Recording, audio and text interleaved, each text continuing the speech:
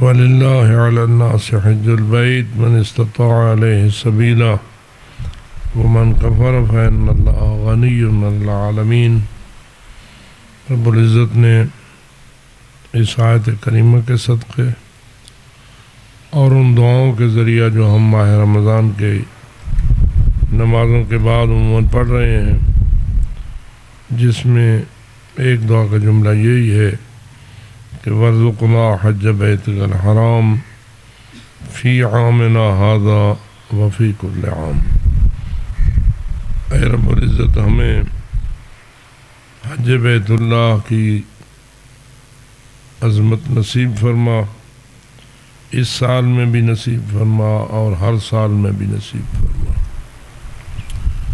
اس سے گویا ہم سب کو اور پورے عالم اسلامی کو متوجہ کیا جا رہا ہے کہ ماہ رمضان کا بہت گہرا تعلق ہے حج بیت اللہ کے ساتھ۔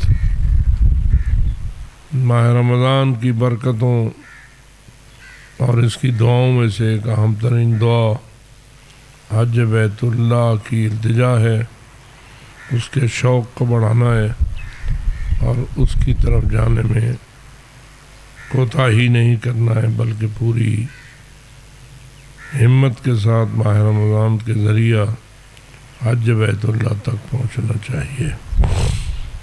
اور گویا اللہ کا بھی پروگرام یہی ہے کہ جس کا ماہ رمضان اللہ قبول فرمائے گا تو یقیناً اسے حج بیت اللہ بھی نصیب فرمائے گا۔ جہاں ہماری دعا یہ ہونی چاہیے، وہاں اس دعا کی قبولیت کے لیے جو اسباب قبولیت ہیں ان کی طرف بھی متوجہ ہو کر ان کو بھی انجام دینے کی طرف کوشاں رہنا چاہیے۔ جیسے کہ عرض کیا گیا کر رہا ہے کہ حج کے وجوب کے لیے پہلی شرط استطاعت ہے۔ استطاعت کی دو قسمیں، ایک استطاعت مالی ہے اور ایک استطاعت بدنی ہے۔ یعنی اللہ اتنا رزق دے کہ بندہ اس رزق کے خداوندی کے ذریعہ بیت اللہ تک جائے، اس کا خرچہ برداشت کرے، واپسی کے اخراجات بھی برداشت کرنے پر قادر ہو، اور اس کے ساتھ ساتھ اپنے واجب النفقہ افراد کو بھی اس دورانیے میں اسباب رزق مہیا کرنے پر قادر ہو، جس سے آپ متوجہ ہو گئے کہ اگر جانے آنے کا پورا خرچہ انسان کی بساط میں نہ ہو تو بھی حج واجب نہیں ہے، یا آنے جانے کا خرچہ تو ہو، لیکن جو افراد آپ کے ذمے ہوتے ہیں اور جن کا خرچہ آپ نے بھرنا ہوتا ہے اور آپ پر واجب ہوتا ہے، اگر ان کا بھی آپ نے انتظام کیا ہوا نہیں ہے اور آپ واپسی مشکل کا شکار ہونے والے ہیں اپنے حوالے سے یا اپنے عیال کے حوالے سے، تو بھی حج کا وجوب نہیں بنے گا، یعنی ابھی آپ مستطیع نہیں ہوئے۔ مستطیع ہونے کے لیے جانے کا خرچہ، آنے کا خرچہ اور واپس آ کر اپنے سسٹم کو چلانے کا خرچہ اور اپنے غیبت کے دورانیے میں، یعنی حج کے سفر کے دورانیے میں اپنے واجب النفقہ افراد کا خرچے کا انتظام بھی ہونا چاہیے۔ اور آپ جانتے ہیں کہ واجب النفقہ کون ہوتے ہیں، کن کا نفقہ انسان پر واجب ہوتا ہے۔ ایک تو خود اپنا نفقہ انسان پر واجب ہے، دوسرا اپنی بیوی کا خرچہ واجب ہے، تیسرا اپنے عیال کا خرچہ واجب ہے۔ عیال میں والدین بھی آتے ہیں، اگر والدین آپ کے محتاج ہوئے ہیں اور ان کے اپنے اموال میں اتنا مال موجود نہیں ہے کہ وہ اپنے اخراجات کو پورا کر سکیں، تو اولاد پر واجب ہوتا ہے کہ وہ اپنے والدین کے خرچے کو بھی اٹھائے۔ اور اولاد، لیکن ہمارے رواج کے مطابق جو کچھ ہم نے دیکھا ہے اس میں ہم اولاد کی طرف تو زیادہ متوجہ ہوتے ہیں، اس لیے کہ اولاد کو خرچہ دینے کا تو ہمارے ہاں رواج ہے، بلکہ اضافی خرچے کا رواج ہے۔ بعض اوقات ایسے خرچے بھی ہم اپنے اولاد کے لیے اٹھاتے ہیں جو ہم پر واجب نہیں ہوتے۔ مثلا جیسے آپ اپنے بیٹے یا بیٹی کو ایم اے کروانا چاہتے ہیں، بی اے کروانا چاہتے ہیں، اور کوئی سند دلوانا چاہتے ہیں، اور اس کا ماہانہ فیس کا خرچہ ہے، کہیں 50,000 ہے، کہیں 10,000 ہے، کہیں 15,000 ہے، کہیں 20,000 ہے، ہر ایک کا اپنا اپنا سلسلہ ہوتا ہے، اور وہ بھی بسا اوقات والد صاحب پے کرتے ہیں تاکہ میرا بچہ اس ڈگری کو حاصل کرنے میں کامیاب ہو جائے۔ کیا وہ ڈگری کرانا والد پر واجب ہے؟ اس کا خرچہ برداشت کرنا والد پر واجب ہے؟ نہیں ہے، لیکن اس کے باوجود ہم ان کو کراتے ہیں۔ لیکن اس کے متبادل جو ضرر پہنچاتے ہیں بسا اوقات والدین کو خرچہ نہ دینا، اولاد کا خرچہ پورا کرنا، بلکہ کبھی پوچھا بھی جاتا ہے، اور عجیب یہ ہوتا ہے کہ بسا اوقات ایک والد یا والدہ کے 3 4 بچے ہیں، اور 3 4 ہی برسر روزگار ہیں، لیکن جب والدین کے خرچے کی بات آتی ہے ساڑھا تسی اپنے بالا نہیں پورا نہیں تھی، اولاد کا بھی پورا نہیں ہوتا۔ اس کا مطلب یہ ہوا کہ وہ یا کم کماتے ہیں اور یا پھر اولاد کو اضافی دیتے ہیں، جس کا نتیجہ یہ ہوتا ہے کہ اولاد کے مباح اخراجات بھی ادا ہوتے ہیں، مستحب اخراجات بھی ادا ہوتے ہیں، واجب اخراجات بھی ادا ہوتے ہیں، بسا اوقات مکروہ اخراجات بھی ادا ہوتے ہیں، بسا اوقات حرام اخراجات بھی ادا ہوتے ہیں۔ نتیجہ یہ نکلتا ہے کہ ادھر سے انسان اس مشکل کا شکار ہے، ادھر سے اپنے اولاد کو یا اپنے والدین کو اپنا پورا خرچہ نہیں دے رہا۔ تو یہ باتیں خرچے کے ساتھ جو متعلق ہے، ان کا بھی حج سے تعلق ہے، حج کی استطاعت سے تعلق ہے۔ اگر آپ کا سسٹم رواج اتنا غلط ہے کہ آپ جن کا خرچہ واجب نہیں ہے ان کا تو اٹھا رہے ہو، اور جو واجب ہے اس کی پرواہ نہیں کر رہے ہو، تو اس کے ساتھ تم اللہ کی بارگاہ میں چھٹکارا حاصل نہیں کر سکتے۔ اس لیے میں نے چاہا کہ ایک جملہ اس حق میں بھی آپ کو عرض کیا جائے کہ استطاعت کے پہلوؤں میں مختلف پہلو آتے ہیں، سارے پہلو تو یکدم بیان نہیں ہو سکتے، لیکن اکا دکا بات تھوڑی تھوڑی کر کے آپ کی خدمت میں عرض کرنے کی سعادت حاصل ہو جاتی ہے۔ تو سمجھنا چاہیے کہ استطاعت کیا ہے، اور استطاعت کے شرائط کیا ہیں، اور اس کے لیے بھی ضروری ہے کہ اپنے قریبی سمجھدار علماء کا مشورہ لیا جائے، خود بخود من گھڑت شریعت نہ بنا لی جائے، اپنا آپ احکام بنا نہ لیا جائے، اور جو سمجھا جائے اسی کو حق کافی سمجھ جائے، کیونکہ غلطیاں انسان سے ہوتی ہیں، سمجھنے میں بھی غلطی ہوتی ہے، اور بسا اوقات ادائیگی میں بھی غلطی ہوتی ہے۔ انسان جب پوچھے کہ میرا یہ خرچہ آیا، میرے حج کے راستے میں رکاوٹ ہے یا نہیں ہے، ہو سکتا ہے فرض کیجیے کہ آپ کا سالانہ خرچہ 1,00,000 روپیہ اس لیے زیادہ ہوتا ہے کہ آپ کسی ایسے کا خرچہ اٹھا رہے ہیں جو آپ پر واجب نہیں ہے، اور وہ 1,00,000 روپیہ استطاعت میں کم ہو رہا ہے، استطاعت آپ کی اس طرح نہیں بن رہی ہے، تو اب ہمیں کیا کہنا ہوگا کہ آپ اس خرچے کو ادا کریں یا حج کو ادا کریں؟ جواب تو یہ آئے گا نا کہ اس خرچے کی پرواہ نہ کریں اور یہ جو واجب ہے اس کو پورا کریں، لیکن یہ ہمارے رواجات کی بات ہے، اور اس لیے ضروری ہے ہمارے اندر جو مروجہ رواجات ہیں ان کو بھی ہمیشہ زیر نظر رکھا جائے۔ باواز بلند صلوات۔ خیر، بات چلی تھی حج اور عمرہ کی، تو عمرہ کی 2 قسمیں میں نے آپ کو عرض کی تھیں، شاید آپ کو بھولی نہیں ہوں گی۔ کون کون سے عمرے ہوتے ہیں؟ عمرہ مفردہ اور عمرہ تمتع۔ بنیادی فرق ان میں کیا ہے؟ عمرہ مفردہ حج کا حصہ نہیں ہوتا، اور عمرہ تمتع حج کا حصہ ہوتا ہے. البتہ عمرہ مفردہ حج افراد کا حصہ ہوتا ہے, حج تمتع کا حصہ نہیں ہوتا. آپ کے ذمہ کون سا حج بنتا ہے؟ آپ کے ذمہ چونکہ حج تمتع بنتا ہے, آپ کا عمرہ جو ہے وہ عمرہ تمتع ہی آپ کے حج کا حصہ ہے, عمرہ مفردہ آپ کے حج کا حصہ نہیں. یعنی اگر کوئی شخص جائے عمرہ تمتع بجا لائے, حج تمتع بجا لائے اور عمرہ مفردہ نہ کرے تو کیا اس کا حج ہو گیا یا نہیں؟ اس کا واجب پورا ہو گیا یا نہیں؟ ہو گیا. اگرچہ کہ لوگ کئی عمرے کرتے ہیں, وہ تو اپنے مرضی پر موقوف ہے یا اپنے اختیار پر موقوف ہے نا. ہم تو مسئلہ بیان کر رہے ہیں کہ شریعت کے احکام میں واجب کیا کیا ہے, مستحب کیا کیا ہے. 5 احکام عموماً شریعت کے بنتے ہیں. شریعت جو ہے شریعت محمدی 5 احکام میں تقسیم ہوتی ہے, وہ بھی انشاءاللہ آپ کو یاد ہوں گے. واجب, مستحب, حرام, مکروہ اور مباح. ٹھیک ہے, ایک مرتبہ پھر دوہرا لیں. واجب اور مستحب, حرام, مکروہ اور مباح. اس کا فرق بھی آپ کے ذہن میں آ گیا ہوگا, پھر بھی چلو دوہرا دیتے ہیں.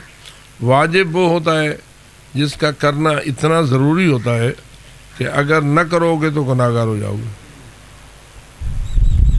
کرنا واجب ہے, نہ کرو گے چھوڑ دو گے تو کیا ہو جاؤ گے. اور جس بندے پہ گناہ آ جاتا ہے اس پہ عذاب الہی کا وہ مستحق ہو جاتا ہے. خدا اسے سزا دینا چاہے تو دے سکتا ہے, نہ بخشے تو اس کی مرضی, بخش دے تو اس کی مرضی. بہرحال سزا کا مستحق بندہ ہو جاتا ہے گناہ کرنے کی وجہ سے. تو واجب تو ہو گیا جس کو چھوڑنا گناہ ہو. مستحب کیا ہوا؟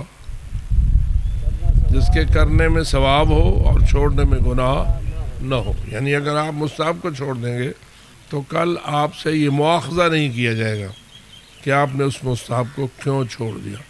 ظاہر سے یہی ہوگا کہ جو اجر و ثواب اللہ نے اس مستحب کا معین کر رکھا تھا اس سے آپ کو محروم کر دے گا.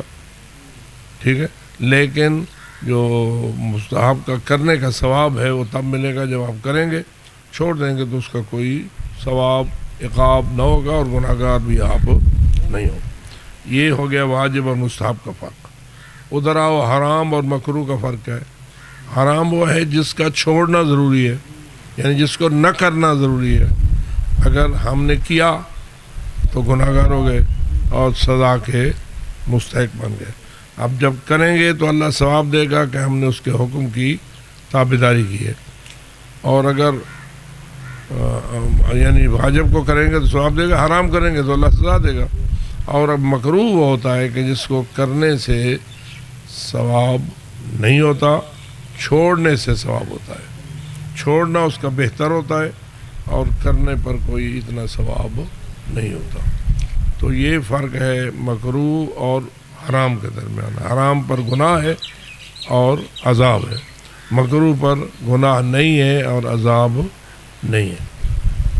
ایک رہ گیا کون سا؟ مباح. مباح وہ ہوتا ہے جس کا کرنا نہ کرنا برابر ہو. اس کو ہم اپنے بیانات میں کبھی لفظ جائز سے تعبیر کرتے ہیں. یہ جائز ہے کہ آپ ایسے کریں, جائز ہے کہ آپ ایسا کریں. مثلا جائز ہے کہ اس وقت آپ کالے کپڑے پہنیں, جائز ہے کہ اس وقت آپ نیلے کپڑے پہنیں, جائز ہے کہ آپ اس وقت سفید کپڑے پہنیں. یہ جائز ہے, یعنی کوئی خاص ثواب بھی نہیں ہے اور رنگ کے حوالے سے, اور نہ کوئی عذاب ہے. یہ برابر کا کام ہے, آپ کی اپنی منشا ہے. آپ جیسے مثلا اپنے بال کٹواتے ہیں, ایک خاص فیشن آپ کو پسند ہے, آپ وہ کرتے ہیں. ہم نہیں کہہ سکتے کہ اس فیشن میں آپ کے لیے ثواب ہے اور آپ وہ نہ کریں گے تو آپ کے لیے عذاب ہے. نہیں, برابر کی بات ہے. جیسے آپ کا دل چاہیے نا, اس میں اللہ نے آپ کو اختیار دے دیا ہے اور اس میں کوئی آپ پر پابندی نہیں ہے. یہ مباح کا ہوتا ہے. تو ان 5 احکام کو احکام خمسہ سے تعبیر کیا جاتا ہے, احکام پنجگانہ سے بھی تعبیر کیا جاتا ہے. اور ہر جو بھی عبادت یا جو بھی حکم سامنے آتا ہے اس کی اسی طرح تقسیم ہو جاتی ہے. اس کا کچھ حصہ واجب ہوتا ہے, اس کا کچھ حصہ مستحب ہوتا ہے, وہ کبھی کچھ حصہ حرام ہوتا ہے, کچھ حصہ مکروہ ہوتا ہے اور کچھ حصہ مباح ہوتا ہے. بآواز بلند صلوات. اب اگر ہم سے سوال کیا جائے کہ عمرہ تمتع واجب ہے یا مستحب ہے، ہمیں کیا جواب دینا چاہیے؟ کس پر؟ جس پر حج واجب ہو گیا اس پر عمرہ تمتع بھی واجب، اور اگر حج واجب نہ ہوا، مستحب آپ نے کیا، تو عمرہ تمتع بھی مستحب ہو جائے گا۔ عمرہ تمتع اس کے لیے مستحب ہے جس پر حج مستحب ہو، اور عمرہ تمتع اس پر واجب ہے جس پر حج واجب ہو۔ آگے چلیں، کبھی حج حرام بھی ہو سکتا ہے۔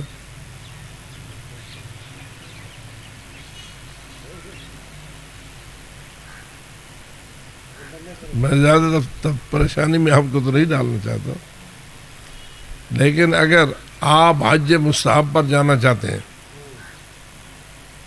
اور آپ کی والدہ آپ کو حج مستحب پر جانے سے روکتی ہے اور کہتی ہے کہ میرا کام خراب ہو جائے گا، میرے مشکلات کو کوئی حل نہیں کرے گا، میری جو علاج چاہیے یا میری جو خدمت چاہیے وہ کرنے والا کوئی نہیں ہوگا، اس لیے میں تمہیں اجازت نہیں دیتی کہ تم حج کے لیے جاؤ، اب حج کرنا آپ کے لیے کیسا رہے گا؟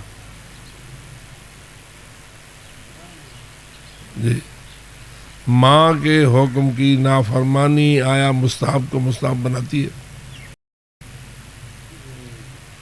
میں تھوڑا سا مثال لایا ہوں تاکہ آپ کو توجہ ہو جائے کہ ماں باپ کے حکم کی اطاعت کا بھی کوئی شریعت میں مقام ہے۔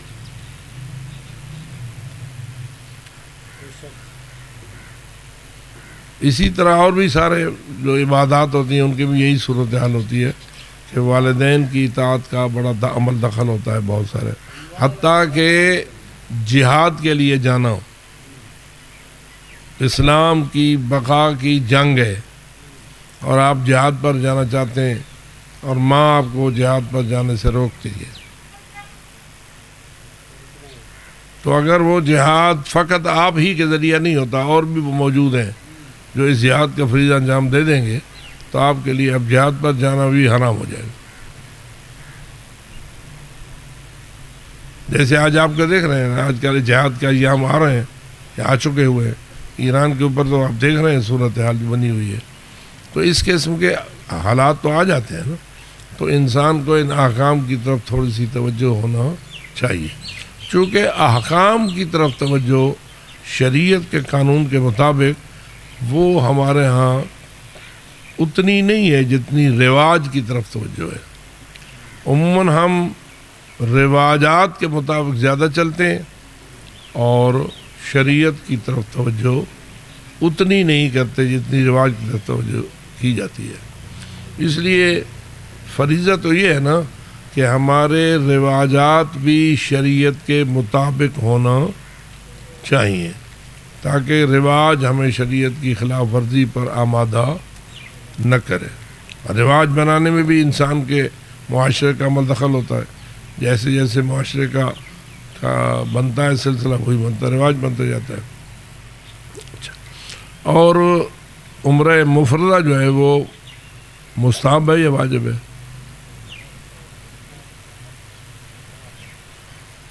تو عمرہ مفردہ جب آپ پر حج واجب نہیں ہوا تو عمرہ مفردہ آپ کا مستحب رہے گا۔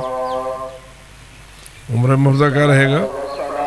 جب آپ پر حج واجب نہیں ہوا، کیونکہ حج واجب کا حصہ تو تھا عمرہ تمتع، وہ تو آپ نے کرنا ہی کرنا ہے، لیکن عمرہ تمتع کے ساتھ ساتھ آپ عمرہ مفردہ بھی کریں، پہلے کریں یا حج کے بعد کریں۔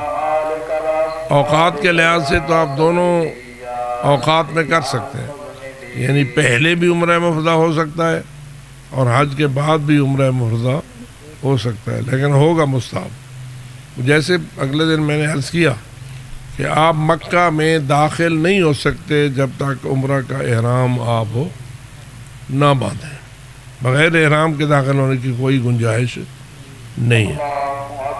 اب آپ احرام کس چیز کا باندھیں گے؟ مکہ میں آپ داخل ہونا چاہتے ہیں کہ داخل ہوئے بغیر بھی آپ کا چارہ نہیں ہے، داخل ہوں گے تو اگلا پروگرام شروع ہوگا، تو مکہ میں داخل ہونا ضروری ہے، مجبوری ہے، بغیر ابھی حج کے ایام یا حج کا موسم بے معنی شروع نہیں ہوا کہ حج کے لیے آپ احرام باندھ سکیں. تو آپ نے کون سا احرام باندھنا ہے؟ آپ نے احرام عمرے کا باندھنا ہے. یہ عمرہ مستحب کرو گے یا واجب؟ آپ ذرا اس باریک نقطے کو سمجھو. عمرے کے بغیر چارہ بھی نہیں، لیکن نیت مستحب کی ہوگی.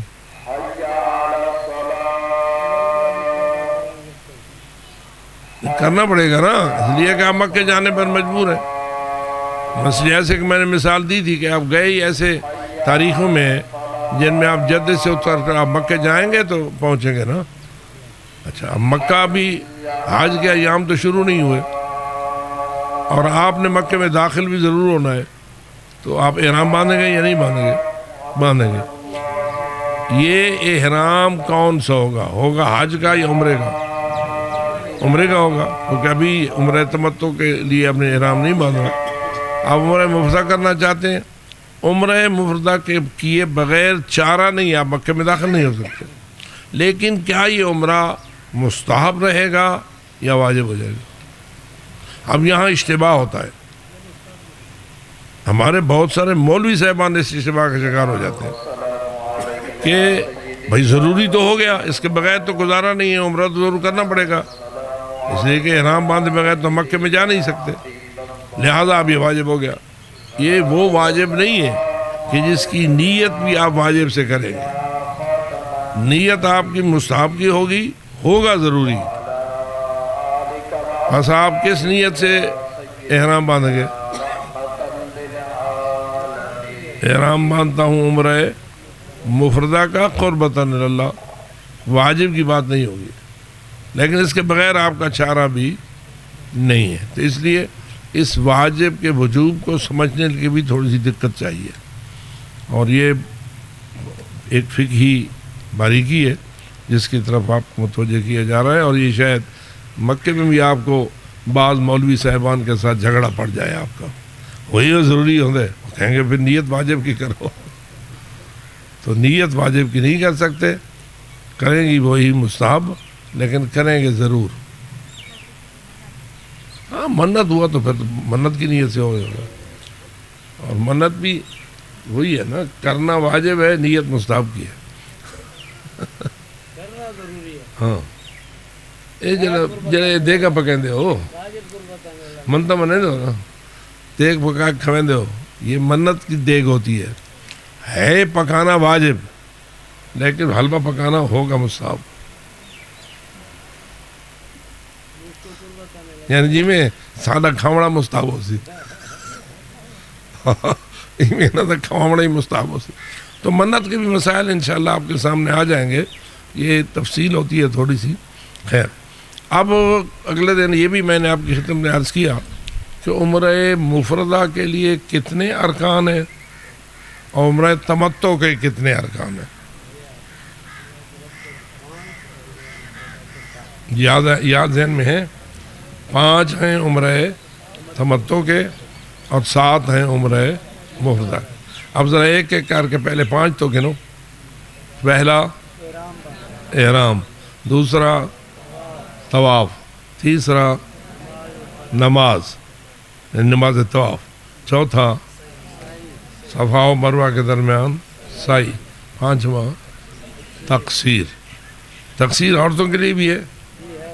اچھا چلو یہ انہیں بھی پتہ ہونا چاہیے، ہر ویلے لمبے بال ہے نا، تھوڑا جا کٹ نہیں پہ. اچھا تو یہ تو ہو گیا عمرہ مفردہ، یہ عمرہ تمتع، یہ ہو گیا عمرہ تمتع. عمرہ مفردہ میں 2 اور کون سے بڑھ جائیں گے؟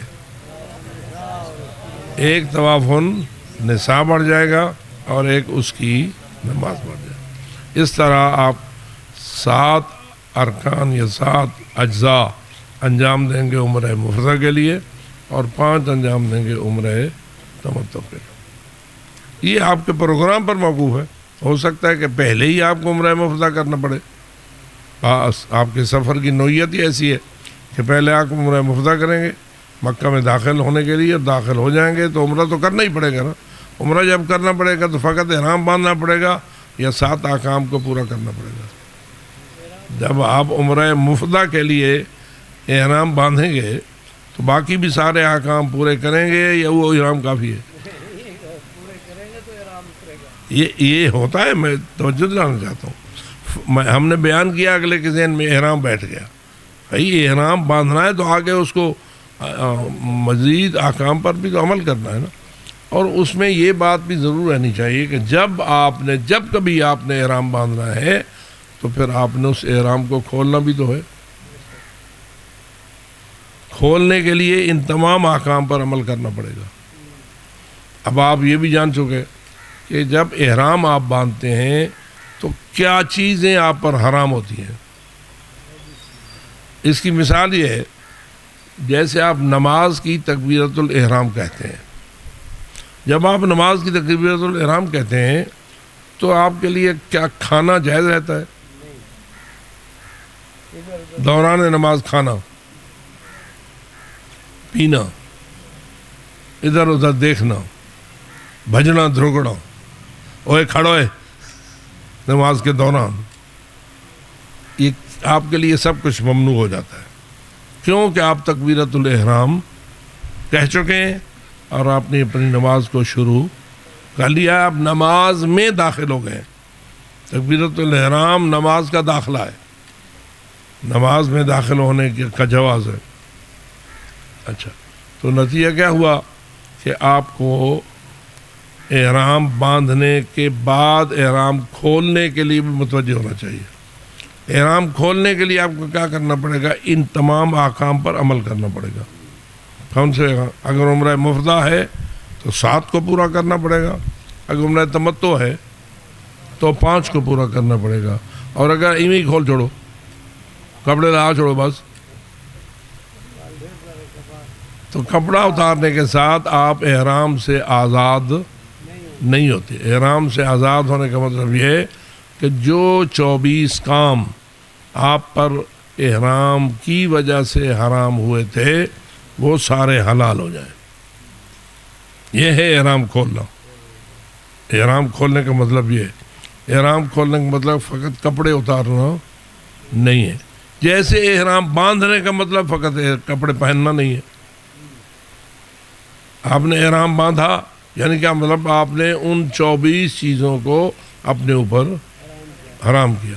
کپڑے کا مسئلہ تو آتا ہے اس لیے کہ احرام میں سلے ہوئے کپڑے مردوں کے لیے پہننا ہی حرام ہے. تو اس لیے انہیں ضرور ان کو جو سلے ہوئے کپڑے پہنے ہوئے وہ اتار کر ان سلے 2 چادریں جو ہیں ان کو پہننا پڑے گا. عورتوں کے لیے سلے ہوئے کپڑوں کا پہننا حرام نہیں ہے، لہذا وہ اپنا لباس وہی پہنے رہیں گی. بس ان کا احرام کیسے اترے گا؟ جوڑا بدل دیں گے؟ وہی 5 احکام یا 7 احکام ان کو پورا کریں گے تو احرام سے آزادی ہوگی. ٹھیک ہے؟ اور وہ بھی صحیح طریقے سے پورا کریں. اپنی مرضی نہیں چلے گی. جیسے شریعت کا حکم ہے ویسے کرتے کرتے کرتے آپ اس کو صحیح طریقے سے مکمل کریں. جب مکمل کریں گے اور تقصیر آپ کریں گے یعنی بال کاٹیں گے اپنے، وہ بال کب کاٹیں گے؟ جب پہلے آپ طواف کر چکے ہوں گے، سعی بھی کر چکے ہوں گے، نماز طواف بھی پڑھ چکے ہوں گے. پہلے آپ طواف کریں گے، پھر 2 رکعت نماز طواف پڑھیں گے، پھر سعی صفا و مروہ کے درمیان کریں گے، پھر آگے آپ تقصیر کریں گے. یہ تقصیر آپ کے لیے بہت ساری چیزوں کے حلال ہونے کا باعث بن جائے گی اور اس طرح آپ احرام سے آزاد ہو جائیں. لیکن اگر آپ نے فرض یہ طواف غلط کیا یا آپ نے سعی غلط کی یا آپ نے نماز غلط پڑھی تو آپ ابھی پھر تقصیر کے لائق نہ ہوئے. تقصیر کے لائق نہ ہوئے تو آپ احرام سے آزاد ہی نہ ہو پائیں گے. اس لیے ہم بار بار زور دیتے ہیں کہ حج و عمرہ کرنے والوں کو متوجہ ہونا چاہیے. یہ کوئی مجلس سننے پڑھنے نہیں کے جا رہے ہو یا فقط قرآن کی تلاوت کرنے نہیں جا رہے ہو. آپ مثلا قرآن کی تلاوت کرتے ہیں، آپ پر کون سی چیز حرام ہوتی ہے؟ جب بھی چاہتے ہیں آپ تلاوت چھوڑ دیتے ہیں. پورا پارا پڑھا نہ پڑھا، آدھا پڑھا، پاؤ پڑھا، 1 رکوع پڑھا، 2 رکوع پڑھا، جب جہاں چھوڑ دیا، جب جہاں مکمل کیا، اور کوئی آپ پر مزید بوجھ نہیں آتا۔ لیکن یہ عمرہ اور حج کے متعلق تو آپ دیکھ رہے ہیں نا، تو اس لیے حج و عمرہ کرنے والوں کو خصوصی توجہ کی ضرورت ہے، اور جس مسئلے کی طرف ہم زیادہ لوگوں کو متوجہ کرتے ہیں تاکہ وہ زیادہ متوجہ ہوں، وہ یہ کیا احرام باندھنے والے پر نکاح کرنا حرام ہو جاتا ہے یا نہیں؟ نہ فقط نکاح کرنا حرام ہو جاتا ہے، کسی اور کی نکاح کی محفل میں بیٹھنا بھی حرام ہو جاتا ہے۔ جیسے آپ جاتے ہیں، لوگوں کے نکاح ہوتے ہیں، آپ ان میں جا کے بڑے خوشی کے ساتھ بیٹھتے ہیں، مبارک ہوتی ہے، لیکن اگر آپ حالت احرام میں آپ کسی کی شادی نکاح کی محفل میں شریک نہیں ہو سکتے اس وقت تک جب تک آپ احرام سے آزاد نہ ہو۔ یہ تو میں نے ایک مثال دی، اس کے بعد آپ خود سمجھدار ہیں کہ ازدواج کے جتنے بھی مراحل ہیں سارے شریعت حرام کر دیتی ہے۔ مردوں پر عورتیں حرام ہو جاتی ہیں، عورتوں پر نئے نکاح فقط حرام ہوتے ہیں، یہ پرانے نکاح کا بھی کوئی حال ہوتا ہے۔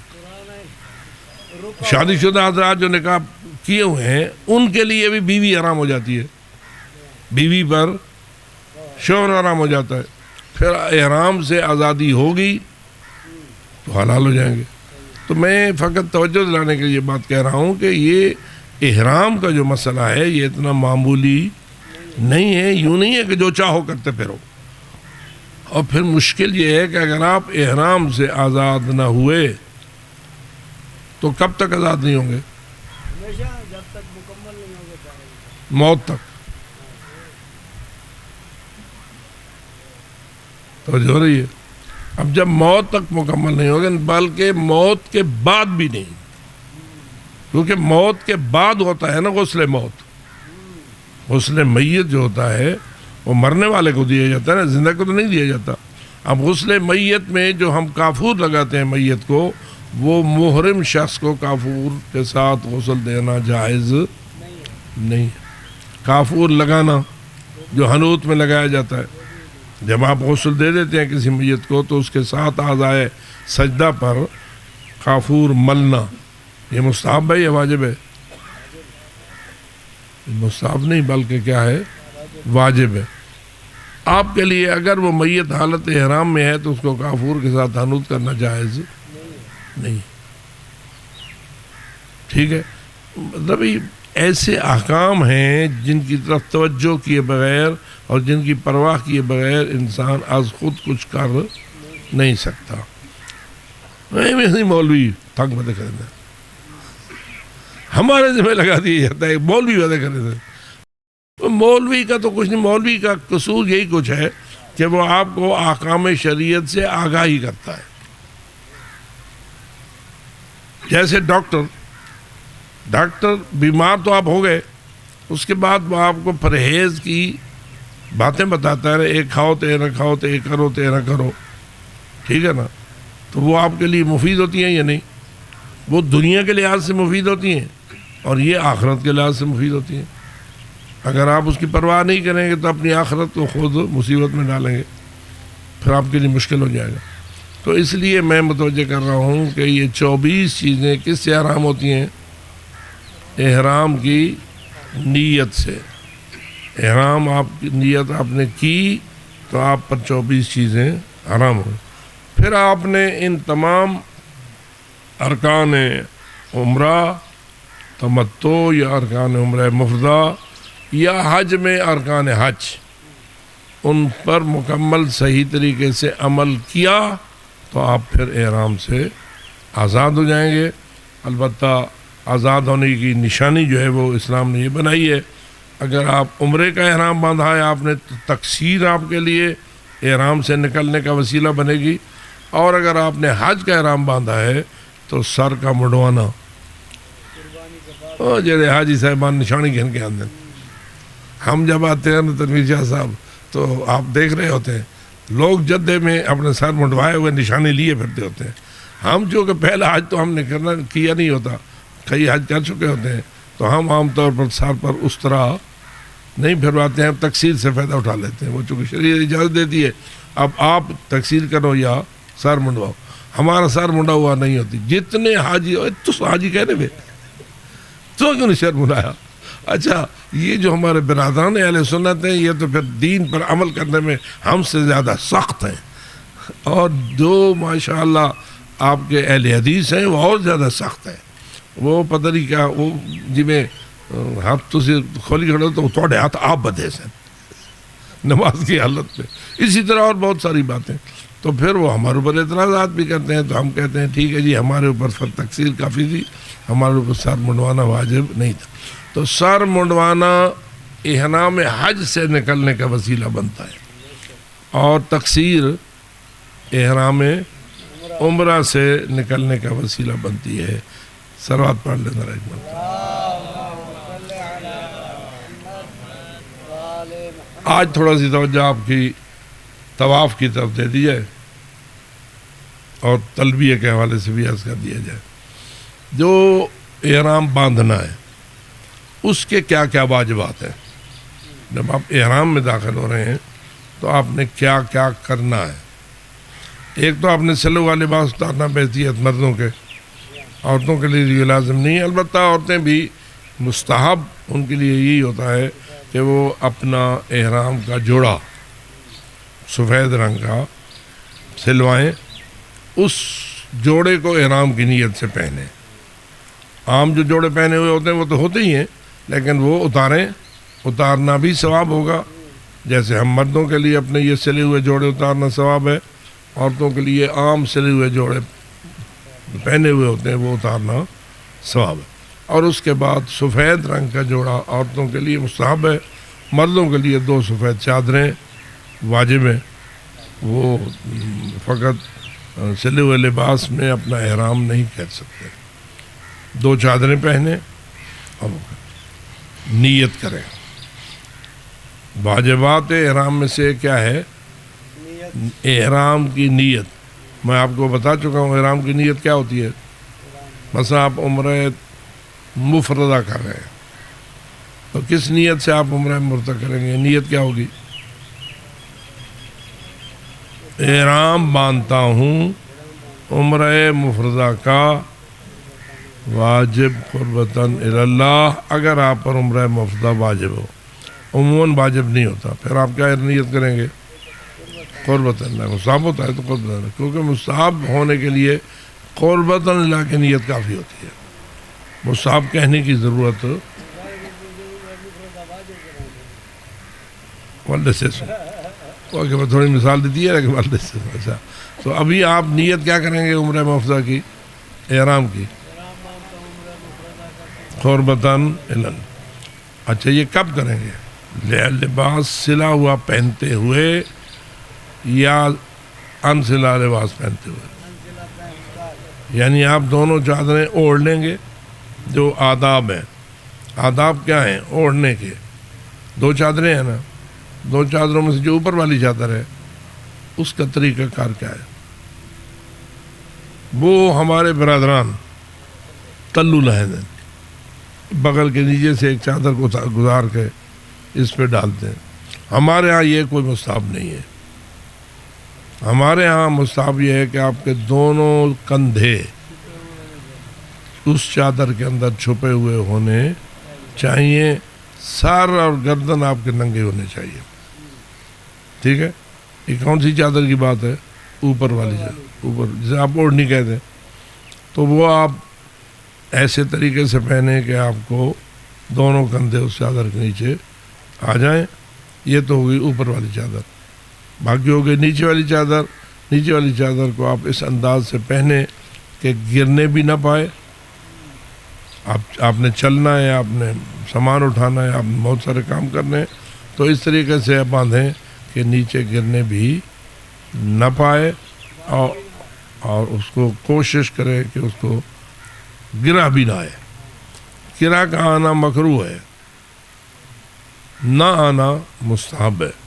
یہ پھر مولانا تنویر شاہ صاحب آپ کو وہ احرام کی چادر پہن کر دکھائیں گے، ٹھیک ہے؟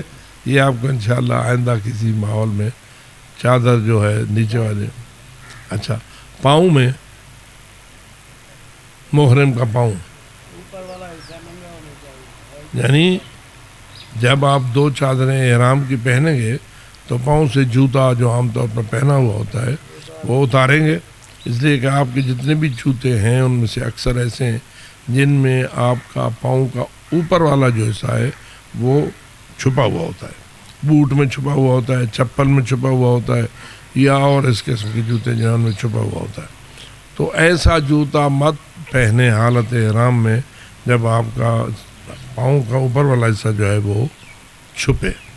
بس لہذا ہوائی چپل پہنے جو آپ کے تلوے کو چھپائے گی، آپ کے اوپر والے حصے کو نہیں چھپائے گی. یا اس قسم کی چپل بانے یا بنوائیں، بازار میں آج کل ان لوگوں نے بنانا شروع کر دی ہیں ایسی چپلیں جو مثل ہوائی چپل کے ہوتی ہیں، اور اس طرح آپ کی دونوں انگلیوں کے درمیان وہ ڈال دی جاتی ہیں. اوپر جو اس کے تسمے ہوتے ہیں وہ اتنے پتلے ہوتے ہیں کہ انسان کے قدم کا اوپر والا حصہ چھپنے میں نہیں آتا.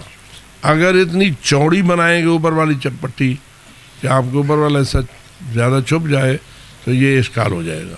اس لیے وہاں آپ کے لیے پاؤں میں جوتا اس قسم کا ہونا چاہیے. وہ آپ جائزہ لے لیں گے پہلے ہی جب احرام کا لباس یا احرام کے جوتے آپ تیار کریں گے تو پہلے ہی یہ دیکھ لیں گے کہ ہمارا جوتا جو ہے یہ چونکہ کم از کم کئی گھنٹے تک 12 گھنٹے 14 گھنٹے 16 گھنٹے 20 گھنٹے آپ کے پاؤں میں رہتا ہے وہ حالت احرام میں وہ جوتا. تو ضرورت ہوتی ہے پھر بسا اوقات نیچے کنکر منکر اور یہ چیزیں بھی ہوتی ہیں جو آپ کے پاؤں کو خراب کر سکتی ہیں. تو نیچے والا تلوا بھی اتنا مضبوط ہونا چاہیے کہ آپ کے پاؤں کو کوئی صدمہ نہ پہنچے کنکروں کے ذریعہ، کانٹوں کے ذریعہ، دیگر چیزوں کے ذریعہ، اور اوپر اس کا آپ کا پاؤں کا اوپر والا حصہ ننگا رہنا چاہیے. رہ گئی پچھڑ. پچھڑ کیا ہوتی ہے؟ جو پیچھے سے کھری کو مضبوط کرتی ہے ہماری.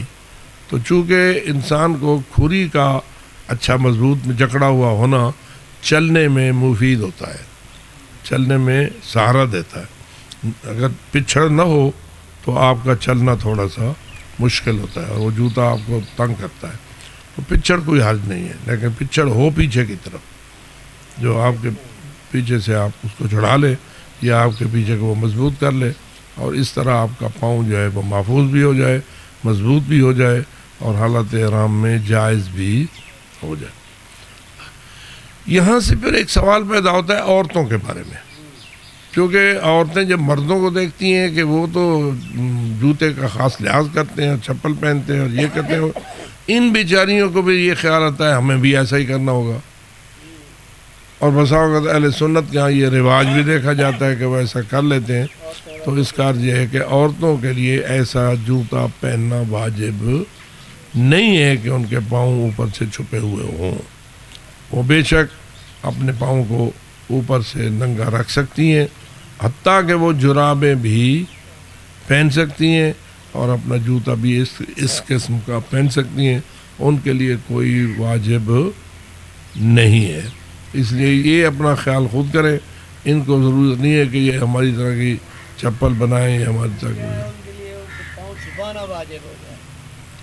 نہیں، پاؤں چھپانا تو تب واجب ہوگا کہ جب یہ حالت احرام میں ننگے پاؤں شمار ہوں گی. یعنی پاؤں کا آیا پردہ کرنا ان پر واجب ہے یا نہیں ہے. اس میں پھر علماء کا تھوڑا سا فرق ہے. اکثر علماء یہ کہتے ہیں کہ ان کے پاؤں کو اوپر والا حصے کا پردہ بھی ان پر لازم ہے. تو پھر کیسی جراب پہنے؟ نیچے والا حصہ بے شک چھپے، پیچھے والا حصہ بے شک چھپے، پاؤں کے پیچھے والا. اوپر والے حصے کو اتنا ضرور آزاد رکھیں کہ پردہ جو پاؤں کا ہے وہ ادا ہو جائے. لیکن یہ بہت سارے علماء اس کی وجوب کے قائل نہیں ہیں. خیر، یہ بحث انشاءاللہ پھر پاؤں کے بحث میں آئے گی جب احرام میں یہ بحث آئے گی کہ عورتوں پر کیا کیا چھپانا واجب ہے پاؤں کے حوالے سے. وہ بحث آئے گی انشاءاللہ. لیکن بہرحال فی الحال اشارہ آپ کی طرف ہو گیا. لیکن عورتوں کو اس طرح پاؤں چھپانا واجب نہیں ہے جیسے مردوں کو ننگا کرنا واجب ہے. یہ مردوں کا حکم ہے. فرق. اچھا، تو یہ ہو گیا آپ کا لباس احرام، یعنی احرام میں آپ کا لباس کیسا ہونا چاہیے۔ مرد کے لیے ایک بات یہ ہے کہ سر ننگا ہو، حالت احرام میں سر نہ پگڑی ہو، نہ رومال ہو، نہ ٹوپی ہو، وہ تو سایہ لینے والی بات آئے گی نا، یہ لباس کے اعتبار سے بات کر رہے ہیں۔ لباس کیسا ہوتا ہے نا، آپ کے سر کا ٹوپی ڈالنا یا پگڑی ڈالنا یا امامہ ڈالنا یا یہ چیز آپ کے لباس کیسا ہے نا۔ تو مردوں کے لیے کیا ضروری ہے؟ سر ننگا ہو۔ سر کہاں تک ہوتا ہے؟ سر فقط یہاں تک ہوتا ہے یا یہ حصہ بھی سر میں آتا ہے؟ یہ بھی ایک سوال ہے، یعنی یہ کان بھی سر کا حصہ شمار ہوتے ہیں، یہ سارا حصہ۔ اچھا، تو اس لیے یہ بھی اپنے مقام پر ہے۔ آپ اس طریقے سے لباس احرام پہنیں گے کہ آپ کا سر اور گردن کا حصہ ننگا رہے گا۔ کب تک ننگا رہے گا؟ جب تک آپ احرام سے آزاد نہیں ہو جاتے، اور اس کے لیے آپ کو جائزہ لینا ہوگا۔ پھر بامر مجبوری کا ہو سکتا ہے، کیا نہیں ہو سکتا ہے، وہ بات علیحدہ ہے۔ تو احرام کے حوالے سے اب اگلا ایک مسئلہ نیت بھی میں نے آپ کو عرض کر دی۔ ایک حصہ اور واجب ہے، وہ ہے نیت کے ساتھ تلبیہ پڑھنا۔ اصل تلبیہ ہی آپ کو محرم بناتا ہے۔ آپ حالت احرام میں جاتے کب ہیں؟ جب آپ تلبیہ پڑھتے ہیں۔ تلبیہ تو انشاءاللہ آپ یاد کر چکے ہوں گے یا کریں گے، یہ یاد کرنے کی چیز ہے نا۔ تو انشاءاللہ کیا پڑھیں گے؟ لبیک اللہم لبیک لبیک لا شریک لک لبیک ان الحمد والنعمت لک والملک لا شریک لک۔ یہ یاد بھی کرنا ہوگا، دہرائیں گے بھی آپ، اس میں کوئی ہچکچاہٹ بھی نہیں ہونا چاہیے۔ ایک بات جو ضروری ہے وہ ہے اس کے مخارج اور اس کے حروف کی تصحیح۔ کئی بندے بیچارے لبیک بھی کہنے سے عاجز ہوتے ہیں، اتنے ان پڑھ ہوتے ہیں یا اتنے بے پرواہ ہوتے ہیں کہ وہ لبیک کو بلیک کہتے ہیں۔ ہمارے ساتھ گزری ہے، دیکھا ہے ہم نے بہت سارے بندوں، یا لبیک کو لبیک کہتے ہیں۔ بے پر شادی نہیں پڑھ سکتے، شاد کے ساتھ زبر نہیں پڑھ سکتے، اور اگر کاف کا مخرج آتا ہے تو وہ قرآن مجید والے کاف والا مخرج نکالتے ہیں۔ مخرج نکالتے نکالتے اسے لبیکہ کا کاف جو ہے اسے قرآن والا کاف بنا دیتے ہیں۔ ٹھیک ہے، تو کیا یہ بھی صحیح ہے؟ نہیں، لفظ بھی صحیح رہے، اس کے حرکات و سکنات اور اعراب بھی صحیح رہے، ادائیگی بھی صحیح رہے۔ کیوں؟ اب کیا کہہ رہے ہیں؟ لبیک کیا ہے؟ لبیک آپ اپنے اللہ کی بارگاہ میں حاضری لگوا رہے ہیں۔ وہ جیسے میں نے اگلے دن کہا تھا کہ حضرت ابراہیم کو حکم ہوا کہ اذن فی الناس بالحج، بیت اللہ آپ نے بنا لیا ہے، اب بیت اللہ پہ چڑھ جاؤ اور لوگوں کو حج کی طرف آنے کے لیے دعوت دو۔ اذان کہو، حج کی اذان نماز کی دعوت ہوتی ہے، وہ حج کی اذان تھی۔ تو حضرت ابراہیم نے اذان کہی، لوگوں کو دعوت دی، آؤ اللہ کے گھر کے طرف۔ روایت یہ کہتی ہے کہ حضرت ابراہیم کی وہ صدا جہاں اجسام کے کانوں میں گونجی، وہاں وہ ارواح کے کانوں میں بھی گونجی، انسانی ارواح۔ اور یہ توجہ آپ کی ہونی چاہیے کہ ارواح پہلے خلق ہوتی ہے انسان کی یا جسم پہلے خلق ہوتا ہے؟ یہ خواتین جب پیٹ میں بچہ متحرک ہوتا ہے نا، ہاتھ پاؤں مارتا ہے اور پیٹ میں ان کو حرکت سمجھ آتی ہے، تو یاد یہ ہوں روح بہ گیس ہوں اندے روح، یہ روح ہوتا ہے، اور یہ روح پہلے سے ہوتا ہے عالم ارواح میں۔ اب روایت یہ کہتی ہے کہ وہ اذان حضرت ابراہیم عالم ارواح میں بھی گونجی، یعنی ارواح کو بھی حج کی دعوت پہنچی. اب ارواح نے کیا کرنا تھا؟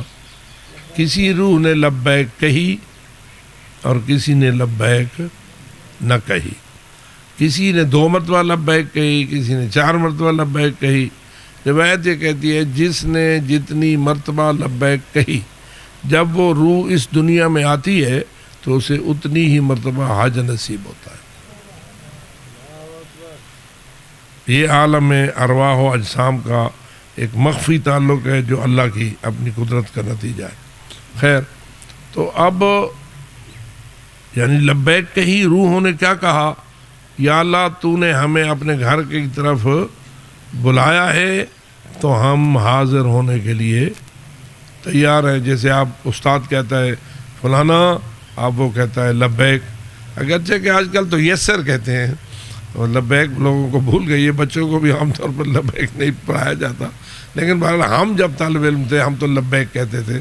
ہمیں اس زمانے میں ابھی اتنا یسر نہیں لٹایا گیا تھا. خیر، تو لبیک حاضر جناب. لبیک کا ایک دوسرے الفاظ میں معنی کیا ہوا؟ حاضر. اب آپ یہ حاضر جناب آپ کس کو کہہ رہے ہیں؟ چونکہ اللہ نے اپنے گھر کی طرف بلایا ہے تو آپ کی لبیک کس کے لیے ہے؟ اللہ کے. جب آپ حالت احرام میں جانا چاہتے ہیں، یہاں آپ لبیک کہتے ہیں تو کس کو کہہ رہے ہیں؟ اللہ.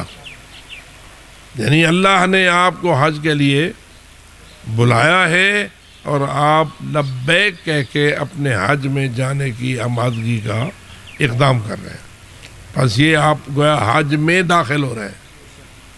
جو پہلا رکن ہے حج کا وہ احرام باندھنا ہے، اور احرام باندھنے کا آغاز تلبیہ سے ہوتا ہے، اور تلبیہ اللہ کی بارگاہ میں اپنی حاضری لگوانا. بس آخری روایت کا عرض کروں، ختم کروں، ٹائم کافی ہو گیا. اور وہ یہ کہ حضرت امام جعفر صادق علیہ السلام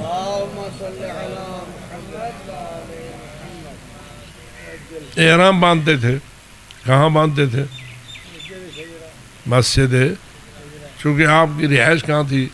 مدینہ منورہ میں. مدینے سے جو مکہ جانا چاہے تو اس کا احرام کا میقات کون سا ہے؟ مسجد شجرہ.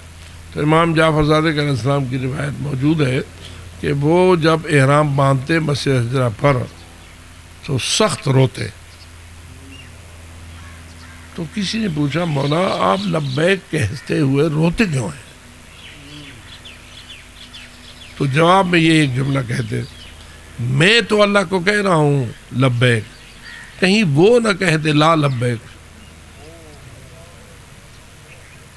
مجھے تیری حاضری قبول نہیں ہے. اب واضح ہے کہ اللہ جیسا رحمان و رحیم کیوں کہے گا لا؟ آپ کا ذہن کیا کہتا ہے؟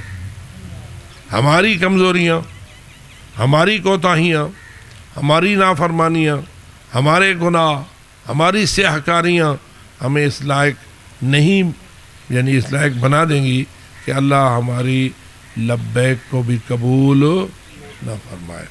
تو اس کا مطلب یہ ہوا انسان جب احرام باندھنے کے لیے لبیک کہنے کے لیے اپنے آپ کو آمادہ کرے تو لبیک زبان پر آنے سے پہلے اپنا جائزہ لے،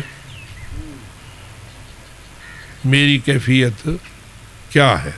اب اگر میں نہیں جانتا کہ میرے ذمہ کون کون سے گناہ ہیں تو اور سوائے اللہ کے اور کون جانتا ہے؟ دو ہی ہستیاں ہیں، یا اللہ جانتا ہے کہ میں نے کیا نافرمانیاں کی ہیں، یا میں اپنے بارے میں خود جانتا ہوں. میرا باپ بھی نہیں جانتا کہ میں نے کتنی نافرمانی کی ہیں، میری ماں بھی نہیں جانتی کہ میں نے کتنے گناہ کیے ہیں، میری اولاد بھی نہیں جانتی کہ میں نے کتنے گناہ کیے ہیں. سب سے زیادہ جاننے والا یا اللہ ہے اور یا انسان خود ہے. اب انسان جب خود ہے اور پتہ ہے کہ میں نے اتنے گناہ کیے ہوئے ہیں تو پھر بتا تو کس منہ سے اس ذات کو لبیک کہہ رہا ہے؟ اپنے ضمیر کو تو مطمئن کر، اور وہ تب مطمئن ہو سکتا ہے جب آپ نے گناہوں کی توبہ کر لی ہو. گناہوں کی توبہ کر لی ہو تو آپ مطمئن ہو سکتے ہیں کہ میں نے اپنے آپ کو لبیک کہنے کے لائق بنا دیا ہے. گناہ دو قسم کے ہیں، ایک ہیں حقوق خدا اور ایک ہیں حقوق الناس. جسے آپ حقوق العباد بھی کہتے ہیں، حقوق اللہ اور حقوق العباد۔ حقوق اللہ، جس لوگ نے اللہ کے واجب کو ادا نہ کیا اس نے حق اللہ کو ضائع کیا، اللہ کے حقوق کو ٹھوکر ماری، جیسے کہ مثلا نماز واجب نہیں پڑھی، ماہ رمضان کا نماز واجب، روزہ واجب نہیں رکھا، یا یہ واجبات۔ جو اس قسم کے الہی واجبات کو ادا نہ کرے گا تو اس نے اللہ کے حق کو خود ٹھوکر ماری اور ضائع کیا۔ یہ کیسے بخشا جائے گا؟ اس کی بھی اللہ نے مہربانی فرمائی ہے کہ میں تو اپنا حق جلدی معاف کر دیتا ہوں، تو معافی مانگ تو صحیح۔ معافی مانگنے میں تو کوتاہی نہ کر، میں تو رحمان اور رحیم ہوں۔ لیکن حقوق العباد، کیا بندوں کے حقوق بھی ہمارے ذمہ ہوتے ہیں یا نہیں؟ باپ بھی ایک بندہ ہے، ماں بھی ایک بندہ ہے، رشتہ داران بھی بندے ہیں، ہمسائے بھی بندے ہیں، اور کاروباری جن کے ساتھ تعلق ہمارے ہوتے ہیں وہ بھی بندے ہیں، جن کو ہم سلام نہیں کرتے وہ بھی بندے ہیں، جن کا ہم احترام نہیں کرتے وہ بھی بندے ہیں، یا کوئی بھی حق جو کسی کا ہمارے ذمہ ہوتا ہے اس کا تعلق حقوق العباد سے ہوتا ہے۔ اور حقوق العباد کو پرواہ نہ کرنا، اللہ کے نزدیک جو واجب ہے حق ادا کرنا، اس کی پرواہ نہ کرنا گناہ ہے۔ اور اگر حق العباد کو کسی شخص نے ضائع کیا ہے تو اللہ بھی یہ شرط لگا بیٹھا ہے، فرماتا ہے کہ میں تب معاف کروں گا جب وہ بندہ معاف کرے گا جس کا تو نے حق ضائع کیا ہے۔ تو حقوق العباد کی زیادہ پرواہ کرنا چاہیے یا حقوق اللہ کی؟ دونوں کرنا چاہیے، لیکن تعلق اللہ کے ساتھ ہے۔ اللہ سے بخشش مانگنا، خلوت میں آپ بیٹھیں گے، رات کے اندھیرے میں آپ روئیں گے، استغفر اللہ نماز تہجد میں پڑھیں گے اور آپ کا آنسو نکلے گا تو اللہ کہتا ہے ٹھیک ہے میرا بندہ رو رہا ہے، میں اسے معاف کر دیتا ہوں۔ لیکن جس کے پیسے میں نے دینے ہیں، جس کی زمین میں نے چھینی ہوئی ہے، یا جس کے اور اس قسم کے حق کو میں نے ضائع کیا ہوا ہے، وہ اللہ کہتا ہے فقط میرے سامنے رونے سے میں معاف نہیں کروں گا، اس کا حق ادا کر۔ وہ معاف کرے گا تو پھر میں بھی معاف کر دوں گا۔ اس کے لیے کیا کرنا پڑے گا؟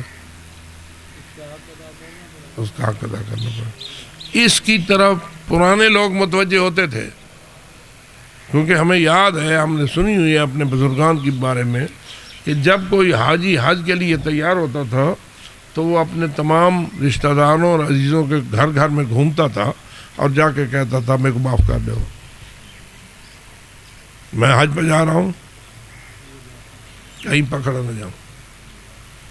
لوگ باقاعدہ جا کر لوگوں سے حق معاف کرواتے تھے، اور اس وقت تک حج کے لیے اپنے آپ کو لائق نہیں سمجھتے تھے جب لوگوں سے معافی نہیں مانگ لیتے تھے۔ معافی حق آپ کا یہ بھی ہو سکتا ہے کہ خدا نخواستہ میں نے کسی کو گالی نکالی ہے، اس کی بےزتی کی ہے، اس کا حق ہے میں اس کی عزت کروں، اگر میں اس کی بےزتی کی ہے تو اب میں کیا کروں؟ اسی سے معافی مانگوں نا۔ اور اللہ فرماتا ہے اگر کوئی تم سے معافی مانگے تو تم اسے معافی دے دو، یہ تمہاری سخاوت بھی ہوگی اور تمہارا کرم نوازی بھی ہوگی۔ اور اللہ فرماتا ہے تم اس کو معاف کرو، میں پھر تمہیں معاف کروں گا۔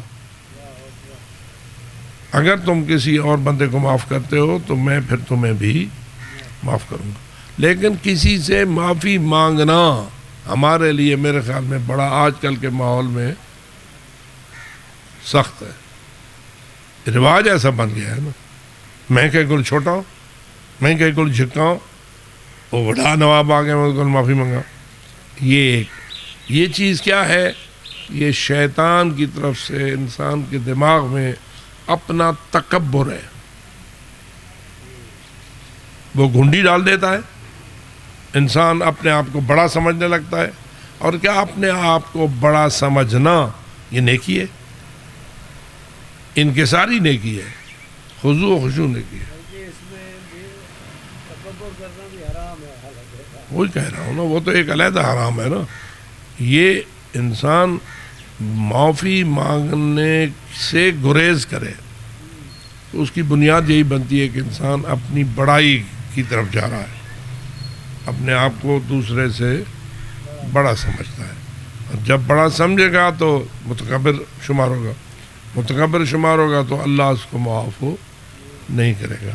اس لیے انسان کو متکبرین یا مستکبرین میں سے نہیں ہونا چاہیے، اور جو حج پر جانا چاہے وہ یقیناً اپنی انکساری اور اپنے تخضع و خضوع کا اظہار کرے، اور اس کا ایک طریقہ یہ ہے کہ جن کے حقوق کو اس نے ادا کرنا ہے ان کے حقوق کی ادائیگی میں اپنے آپ کو جدیت اور سنجیدگی کے ساتھ لے جائے، معافی مانگنا ہے تو معافی مانگے، مالی حق ادا کرنا ہے تو مالی حق ادا کرے، اخلاقی حق ادا کرنا ہے تو اخلاقی حق ادا کرے۔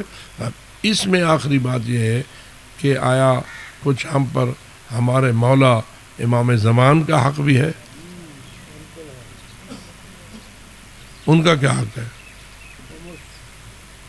جو ہم کماتے ہیں اس کمائی میں اللہ کا بھی حق ہے، اللہ کے رسول کا بھی حق ہے، امام وقت کا بھی حق ہے، اور غرباء و مساکین کا بھی حق ہے، جس کو اللہ نے سورہ انفال کی اس آیت میں بیان کیا ہے جو 10ویں پارے کی پہلی آیت قرار پاتی ہے۔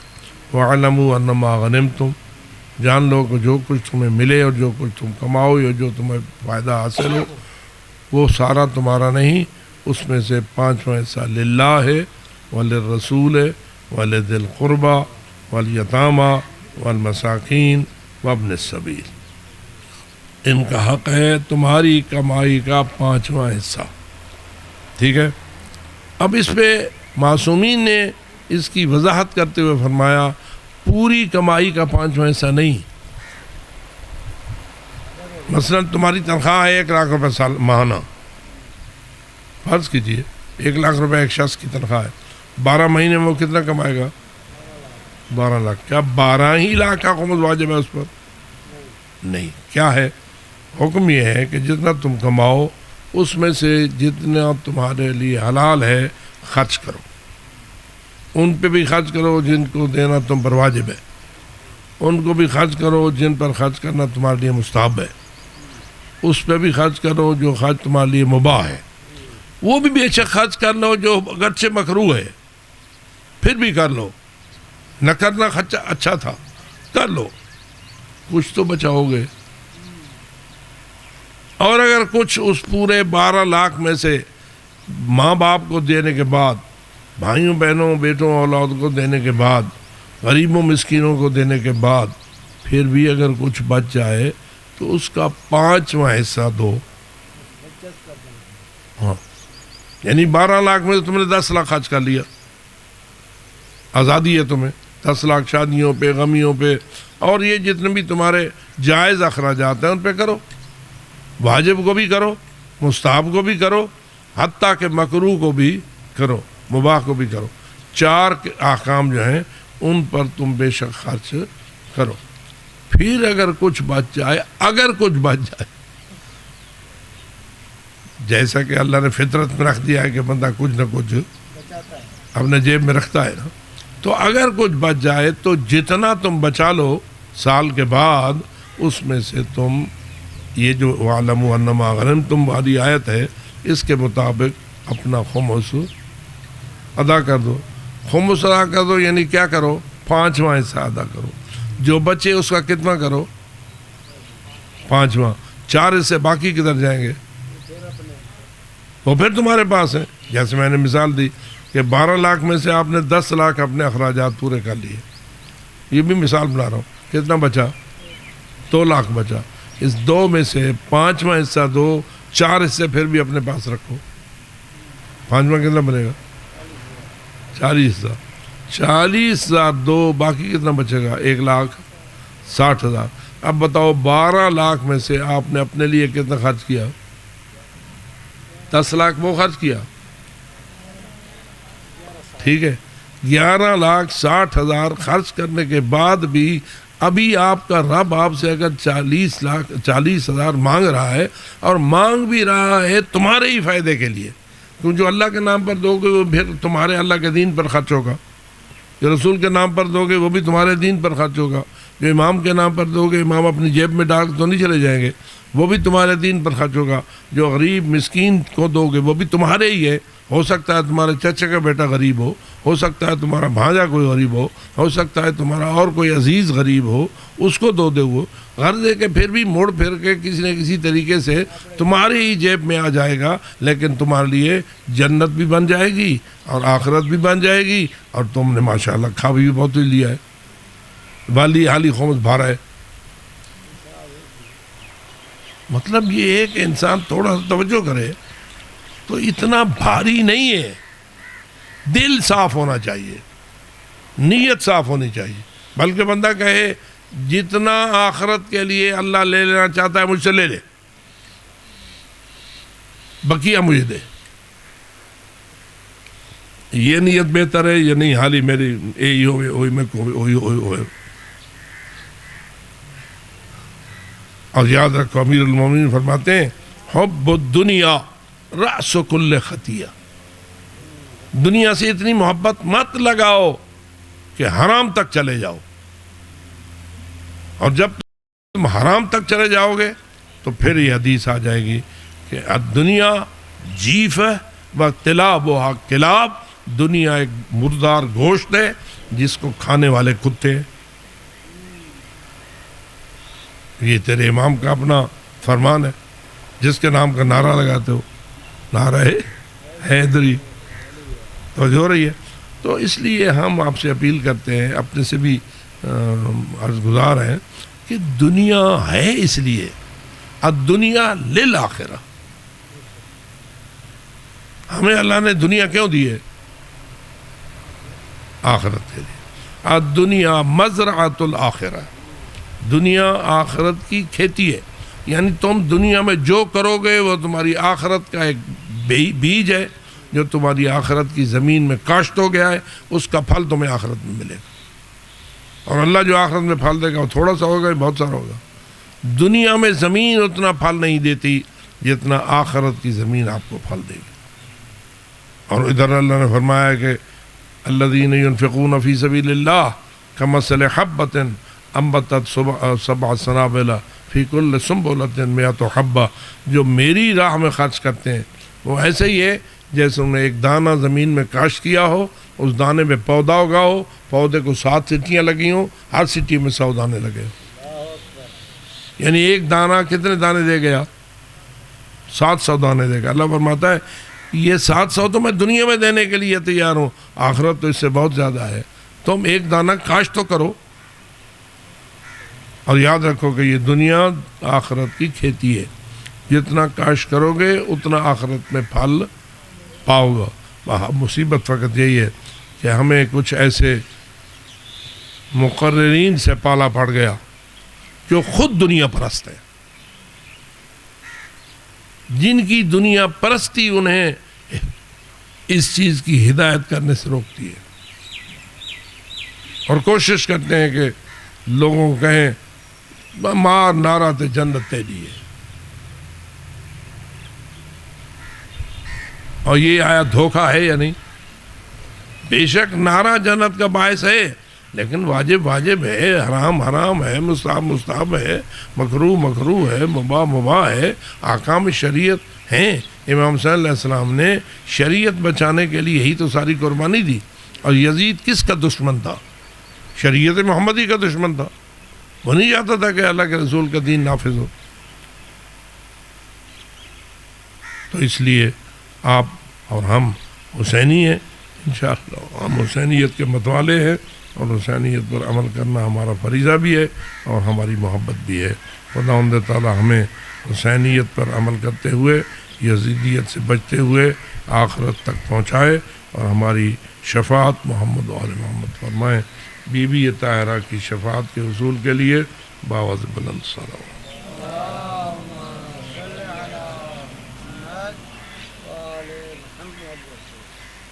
کوئی سوال؟ کسی کا کوئی سوال؟ چلو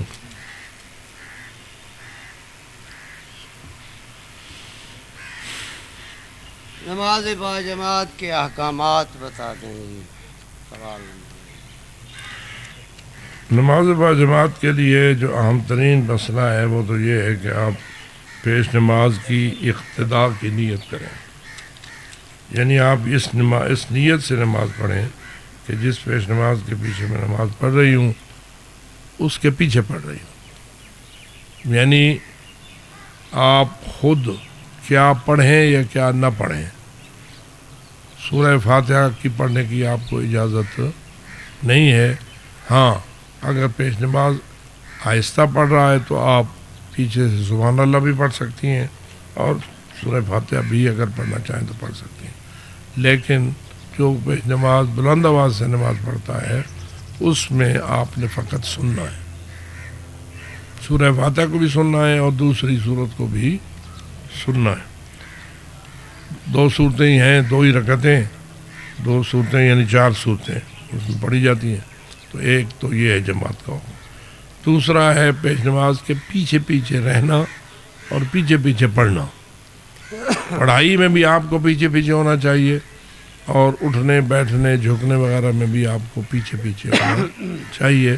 پیش نماز سے آگے بڑھنا جان بوجھ کر اپنی نماز کو باطل کرنا ہے. ٹھیک ہے, لہذا پیش نماز جب اللہ اکبر کہے تو آپ کی اللہ اکبر اس کے بعد ہونا چاہیے. بہت اگر جائز ہے تو ساتھ ساتھ والی ہے, آگے نہیں پہلے نہیں. اسی طرح رکوع میں جھکنا, رکوع سے سر کا اٹھانا, سجدے میں جانا اور جھکنا, سجدے سے سر اٹھانا, یعنی ہر عمل میں اور ہر پڑھائی میں مقتدی جو ہے خواہ وہ مرد ہو خواہ وہ عورت ہو وہ پیش نماز کے پیچھے پیچھے رہے. یہی نیت ہو اور اسی پر وہ عمل کرے. جان بوجھ کر ایسا مت کرے. بھول کر ہو جائے اس کے احکام علیحدہ ہیں, اس سے نماز کو کوئی صدمہ نہیں پہنچتا, کوئی نقصان نہیں ہوتا, اور آمدن والی بات ہی انسان کو نقصان پہنچاتی ہے. لہذا عادت بھی یہی پڑھنا چاہیے. میں دیکھتا ہوں کہ بس اوقات بعض لوگ عادی ہوتے ہیں جلدی کرنے کے اور اپنی اس عادت کی وجہ سے وہ پیش نماز سے آگے بڑھ جاتے ہیں. تو اگر بھول کر آگے بڑھ گیا پھر تو کوئی حرج نہیں, لیکن جان بوجھ کر آگے بڑھا نماز جماعت والی نہیں ہے تو جماعت کو نقصان پہنچ جائے گا. تو اس لیے جو بندہ جماعت کی نیت کرے پہلے نیت کرے پیش نماز کے پیچھے پیچھے پڑھنے کی. ہاں پیش نماز کو پہلے جائزہ لے لو, آیا یہ میری شریعت اور معصومین کے ارشادات کے مطابق اس لائق ہے کہ میں اس کو اپنا پیش نماز بناؤں اور اس کے پیچھے نماز پڑھوں. نہیں تو آپ اس کے پیچھے اقتدا کی نیت نہ کریں. جب آپ نہ کریں گے تو آپ اس کی جماعت میں نہیں ہوں گے, پھر آپ اپنی نماز ایسے ہی ہے جیسے علیحدہ پڑھ رہے ہو. تو اس میں آپ کی اپنی نماز کے احکام لاگو ہوں گے, جماعت کے احکام لاگو نہیں ہوں. لیکن بعض نمازیں ایسی ہیں کہ جماعت ان کا حصہ ہے, جیسے نماز جمعہ ہے.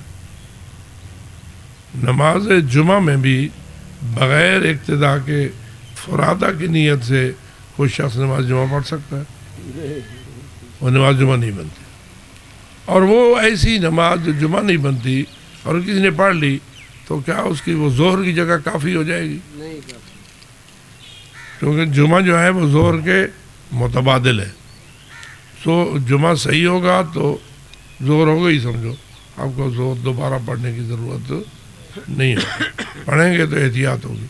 لیکن اگر آپ کی وہ نماز صحیح نہ ہوئی تو ظہر کی جگہ بھی کافی نہ ہوئی, جمعہ بھی نہ ہوا. تو آج کی نماز آپ کی 4 نمازیں رہ گئیں, 5ویں نہ ہوئی, تو روزانہ کتنی نمازیں بندے پر واجب ہوتی ہیں؟ 5 واجب ہوتی ہیں. نماز پنجگانہ ہے. تو یہ ایک اچھا خاصا پیچیدہ مسئلہ ہے, اس کی طرف توجہ ہونا چاہیے. یہ سوال ہے کہ اگر ہم ذوالقعدہ میں مکہ جائیں تو ہمیں پہلے عمرہ مفردہ کرائیں گے اور حج کے قریب دنوں میں دوبارہ میقات مسجد شجرہ میں جانا ہوگا عمرہ تمتع کے احرام کے لیے. نہیں، اگر آپ پھر مکہ ہی میں رہیں گے، یعنی عمرہ مفردہ کرنے کے بعد جی نکلیں گے مکہ سے یا نہیں، مدینہ جائیں گے یا نہیں. اگر ایسا ہی ہے کہ آپ کو کہیں نہیں جانا اور آپ نے مکہ میں رہنا ہے حج تک، حج کے احرام تک، تو پھر آپ کو واضح اگر انہوں نے عمرہ مفردہ کروایا تو آپ کو عمرہ تمتع کے لیے میقات پہ جانا پڑے گا، وہاں سے احرام باندھنا پڑے گا اور آگے عمرہ تمتع کرنا پڑے گا. بامر مجبوری اس وقت آپ کا عمرہ مفردہ عمرہ تمتع سے بدل سکتا ہے جب آپ کے لیے باہر جانا ممکن نہ ہو اور درمیان میں آپ نے کوئی ایسا عمل بھی نہ کیا ہو جس سے آپ کا عمرہ مفردہ جو ہے وہ بدل نہ سکے عمرہ تمتع کے ساتھ. یعنی ایک گنجائش شریعت کے ہاں ہے کہ تمہارا کیا ہوا عمرہ مفردہ بشرطے کہ وہ ذی الحجہ میں کیا گیا ہو، ذی الحجہ میں کیا گیا ہو تو آپ اس کو بدل کر عمرہ تمتع کے ساتھ یعنی تبدیل کر سکتے ہیں اور دوبارہ جانے کی ضرورت نہیں پڑے گی. لیکن اگر آپ نے پہلے کیا تھا، جیسے آپ نے سوال کیا ہے کہ ذی القعدہ میں کیا تھا، تو پھر کو حتماً جانا پڑے گا، جا کر کرنا پڑے گا. میری طرف سے اس کے لیے وضاحت ہے حجاج اکرام کے لیے کہ ہمارا ابتدائی جو سفر ہے وہ مدینے کا ہے اور ہم نے مدینے پہنچنا ہے. مدینے سے ہم جو ہماری سابقہ روٹین آ رہی ہے، ہم عمرہ تمتع کا ہی احرام بندھواتے ہیں اور عمرہ تمتع ہی کرتے ہیں اور باقی سارا حج تک وہاں میں مکہ میں رہنا ہوتا ہے. مستحب طواف ڈیلی ہوتا ہے اور روزانہ حرم جاتے ہیں، وہاں مستحب طواف کرتے ہیں، نماز پڑھتے ہیں، قرآن مجید بھی پڑھتے ہیں.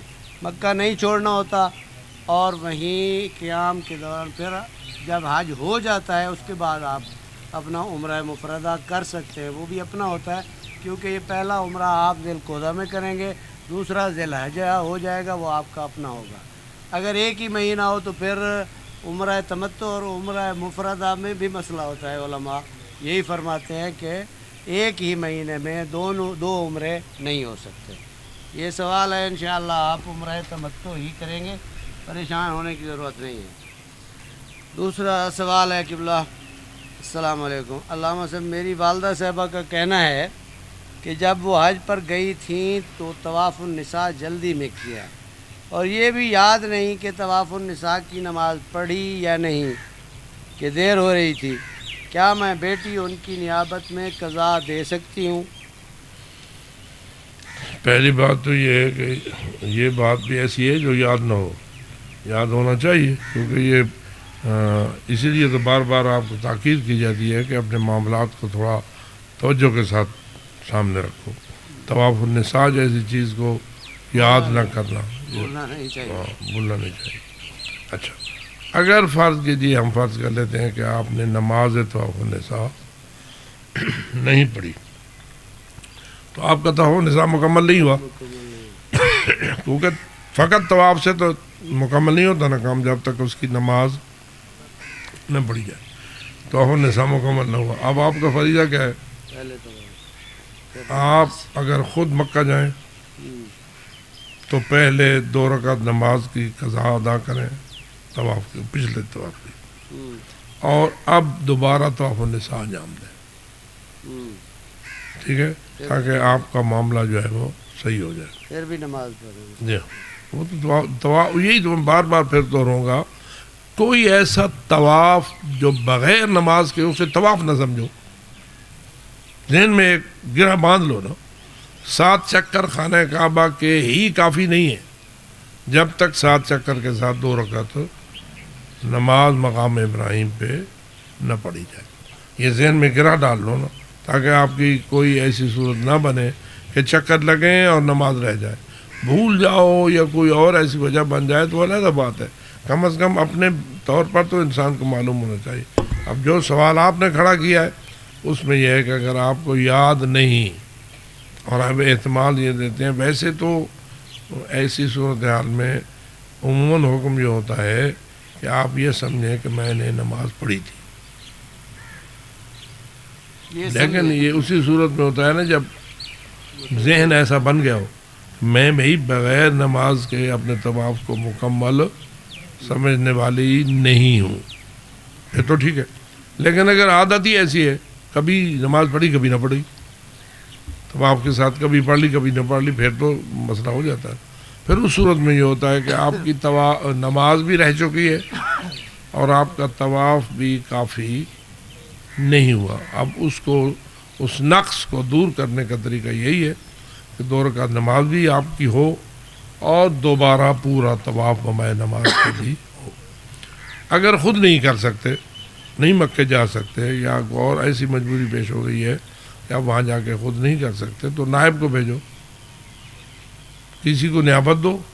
وہ نیابت کے قصد سے آپ کی 2 رکعت وہ نماز بھی تمہاری نیابت میں پڑھے جو پچھلے طواف کی رہ گئی ہے، اور پھر دوبارہ مکمل طواف بمائے نماز آپ کی نیابت سے کرے، اور نیت اس کی طرف نساء کی ہوگی آپ کی نیابت میں، تب جا کے آپ کا کام مکمل ہو جائے.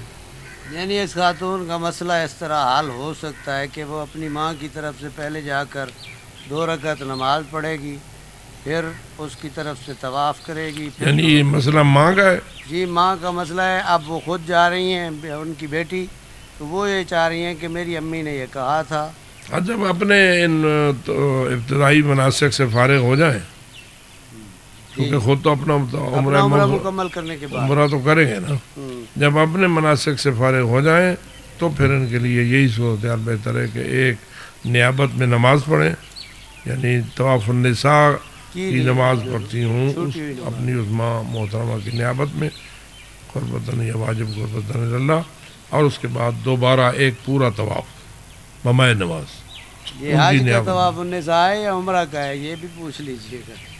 نہیں وہ تو بتائیں گی، جو ہوگی وہی نیابت اسی کی ہوتی ہے نا. صحیح ہے. اچھا جی، اگلا سوال ہے، اگر کسی کی زندگی میں اس کے اوپر فرض روزے ہوں اور وہ مر جائے تو بیماری کی حالت میں نہ رکھے جانے والے روزوں کا فدیہ کیسے ادا کیا جائے گا، یا اس کے روزے رکھوانا واجب ہیں؟ جہاں تک تعلق ہے آیت اللہ سیستانی کا، ان کا تو مسئلہ آ گیا ہے ایک ایسا کہ روزوں کی بجائے فقط فدیہ دینا بھی کافی ہو سکتا ہے. لیکن فدیہ دے، جتنے روزے ہوں اتنے فدیہ دے. فدیہ کتنا ہوتا ہے؟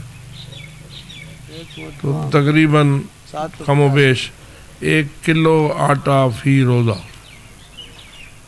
یہ فدیہ بنتا ہے. ویسے تو 14 سٹاک 14.5 سٹاک ہوتا ہے، لیکن احتیاط اسی میں ہے کہ 1 کلو آٹا، لیکن آٹا اچھا آٹا، کیونکہ آٹے بھی آج کل مختلف چل رہے ہیں نا، تو گھٹیا آٹا نہ ہو، اچھا آٹا ہو، مسکین کو انسان بری شاید نہ دے، اچھی شاید دے. تو فی روزہ 1 کلو کا حساب کر کے مسکین غریب کو دے دے، نیت وہی کرے. اگر کسی اور کا فدیہ دینا ہے تو اس کی طرف سے، اپنا دینا ہے تو اپنی طرف سے. اچھا جی، آخری سوال ہے کہ کیا عورت پر خمس واجب ہے؟ عورت خمس دے سکتی ہے؟ واجب بھی ہو سکتا ہے اور پھر دے سکتی ہے، نہیں ضرور دینا ضروری چاہیے. ہے کہ دے. جب واجب ہے تو واجب ہے، واجب بھی ہو سکتا ہے. اس لیے کہ شریعت نے جیسے مرد کو حق کے ملکیت دیا ہے، ایسے ہی عورت کو بھی حق کی ملکیت دیا ہے. وہ بھی زمین کی مالک ہو سکتی ہے، وہ بھی اموال کی مالک ہو سکتی ہے، یعنی مالک ہو سکتی ہے. جیسے کہ مثلا حق مہر ہوتا ہے ان کا، کیا یہ بیویاں حق مہر کی مالک بن جاتی ہیں یا نہیں؟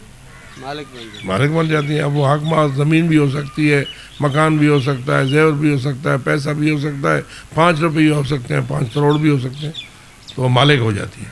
تو چونکہ یہ مالک ہوتی ہیں اور اپنی ملکیت کا اب حساب رکھنا پڑتا ہے.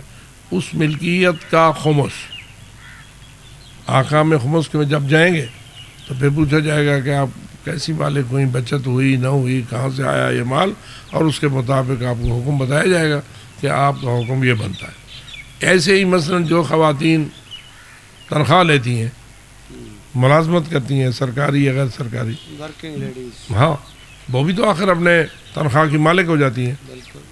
وہ تنخواہ سے کچھ بچاتی ہیں یا نہیں بچاتی ہیں؟ اور عموماً تو جیسے مرد بچاتے ہیں ویسے عورت بچاتی ہے. ایک لطیفہ یہ مرد کو تو پھر بھی خرچ کرنا پڑتا ہے بیوی پر, بیوی اس پر بھی کیا شوہر کا خرچہ واجب ہے؟ نہیں, لہذا ساری تنخواہ بچا کے ایک پیسہ ہی خرچ نہ کرے, اپنے شوہر سے نہ کرے, ٹھیک ہے نا.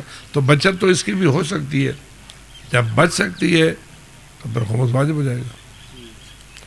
مالک ہے, بچا رہی ہے, سالانہ بچت والی ہو گئی ہے, واجب ہو جائے گا. اچھا آخری سوال آج صاحب یہ ہے کہ رہبر معظم کی شہادت کے بعد ان کے مقلدین کیا ان کی تقلید پر باقی رہ سکتے ہیں؟ اگر رہ سکتے ہیں تو کس مرجع کے فتویٰ کے مطابق, یا انہیں اپنی تقلید تبدیل کرنا ہوگی؟ دیکھیے واضح پہلا سوال تو یہ ہے کہ کسی نہ کسی زندہ مجتہد کی تقلید اس باقی رہنے کے لیے ضروری ہے. خود بخود باقی نہیں رہ سکتے, زندہ مجتہد کی تقلید میں رہ سکتے ہیں, یعنی اس کا اس مسئلے میں کم از کم حکم ہو اور فتویٰ ہو کہ آپ کے لیے رہنا جائز ہے. اب اس وقت جو صورت حال ہے وہ یہ کہ جناب حافظ بشیر صاحب قبلہ ایک مجتہد اعظم ہے ہمارے نجف کے مجتہدین میں, ان کا نام ہے, ان سے پوچھو تو وہ کہتے ہیں نہیں, باقی رہنا ناجائز ہے. ان کا فتویٰ بقا کے حق میں نہیں ہے. لہذا ان کے فتویٰ پہ اگر آپ جائیں گے تو یا خود ان کی تقلید کریں گے مکمل, برابر کی تقلید پر باقی نہیں ہے. آیت اللہ سیستانی دوسرے مجتہد ہیں, ان کا فتویٰ یہ ہے کہ آپ آغا راہبر کی تقلید پر باقی رہ سکتے ہیں بشرط کہ آپ آغا راہبر کو زندہ مجتہد سے زیادہ عالم سمجھتے ہیں. ٹھیک ہے, اب یہ ابھی تک تو آپ نے عالم نہیں سمجھا تھا. جی نہیں, ابھی اس وقت تک تو مخلد رہے تھے نا سیستانی کے. اب وہی نا میں کہتا ہوں, ابھی تک تو آپ ان کو عالم نہیں سمجھتے تھے, تبھی آپ آغا سیستانی کے مخلد تھے.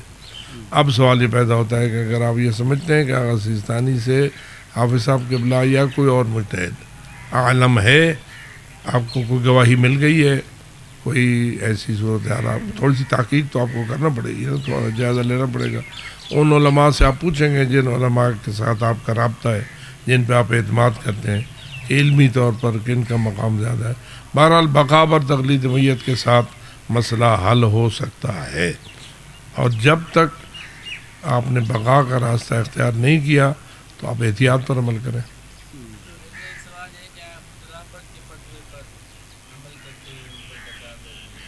نہیں, جس کی تقلید پر باقی رہنا ہوتا ہے اس کے اپنے فتوے پر نہیں عمل ہو سکتا, کیونکہ آپ وہ یعنی اس کو آپ ان الفاظ سمجھیں, کسی مرحوم کی رحلت کے بعد اس کی تقلید از ابتدا نہیں کی جا سکتی. صاحب ہمارے ماحول میں تو آپ ہی ہیں کہ جن سے ہم پوچھ کر اس مسئلے کو حل کر سکتے ہیں. آپ کسی مرجع کی طرف ہمیں کریں گے, نشاندہی کریں گے؟ چلو ہم جائزہ لے لیں, کیونکہ یہاں آپ کے علاوہ کوئی نہیں ہے. چلو ہیں بہت سارے ہیں, آپ کو نظر نہیں آتا, ہم دیں گے توق نہیں نظر. تو آپ کوئی مرجع سمجھے ہیں. چلو خیر وہ بات ہو جائے گا, اس کو بھی تشریف رکھیں. انشاءاللہ مولانا باقر عباس صاحب قبلہ ہمیں ایک حدیث سنائیں گے اور اس کے بعد انشاءاللہ آپ کو چھٹی دیتے ہیں. بآواز بلند صلوات. آغا صاحب کی صحت و سلامتی کے لیے دعا فرمائیں, اور اس دعا کی قبولیت کے لیے بآواز بلند صلوات. اللہم صلی علی محمد و آل محمد وعجل فرج آل محمد و آل کاظم. تشریف رکھیں.